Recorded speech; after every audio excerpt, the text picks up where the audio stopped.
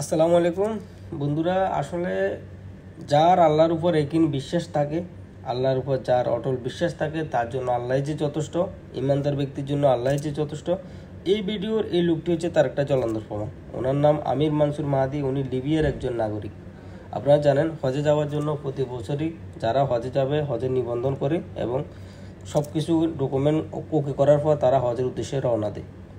তেমনভাবে এই আমির মানসুর মাহাদি উনি হজের উদ্দেশ্যে রওনা দেয়। যখন ইমিগ্রেশনে যায়, নামের কিছু সমস্যার কারণে উনি বিমানে উঠতে পারে না। বিমানে যারা কর্মরত রয়েছে তারা অন্য সবাইকে নিয়ে সৌদি আরবের উদ্দেশ্যে রওনা দেয়।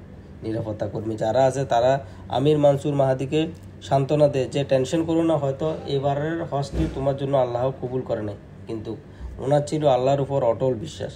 উনি বলে আমি হজে যাব এবং আমার হজে যাওয়ার ব্যবস্থা আল্লাহ করে দিবে ইনশাল্লাহ। কিন্তু কিছু দূর যাওয়ার পরে বিমানের সমস্যা দেখা দেয় এবং বিমানটি আবার আগের জায়গাতে ব্যাক করে। বিমানের সমস্যা সমাধান করার পরে যখন পাইলটকে বলা হয় দরজা খোলার জন্য, কিন্তু পাইলট দরজা খোলে নাই। পাইলট বলে আমি দরজা খুলতে পারবো না। এই বলে বিমানটি দ্বিতীয়বারের মতো সৌদি আরবের উদ্দেশ্যে রওনা দেয়। কিছু দূর যাওয়ার পরে বিমানে আবার সমস্যা দেখা দেয়। কিছু আবহাওয়াতে কিছু সমস্যার কারণে বিমানটি আবার আগের জায়গাতে ব্যাক করে। এরপর পাইলট নিজেই ঘোষণা দেয়, আমরা আমির মানসুর মাহাদিকে ছাড়া আমাদের সৌদি আরব যাওয়া সম্ভব না, আমরা তাকে সাথে নিয়ে ওই সৌদি আরব যাব।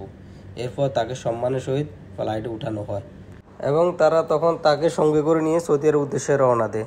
সৌদি আরব যখন যায়, সৌদি আরব এয়ারপোর্টে নামার পরে আমির মানসুর মাহাদি উনি সোশ্যাল মিডিয়াতে একটা ভিডিও বার্তা দেয় যে আল্লাহ যে তার হজটা যে কবুল করেছে, আল্লাহর উপর যে তার একটা বিশ্বাস ছিল, তা সবার সাথে তিনি ভাব প্রকাশ করে ভিডিওর মাধ্যমে। আর এই ভিডিওর মাধ্যমে প্রমাণ হয় আল্লাহর উপর যদি কারোর ন্যাক বিশ্বাস থাকে, আল্লাহ তার জন্য যথেষ্ট হয়ে যায়। সবাই ভালো থাকবেন। আসসালামু আলাইকুম।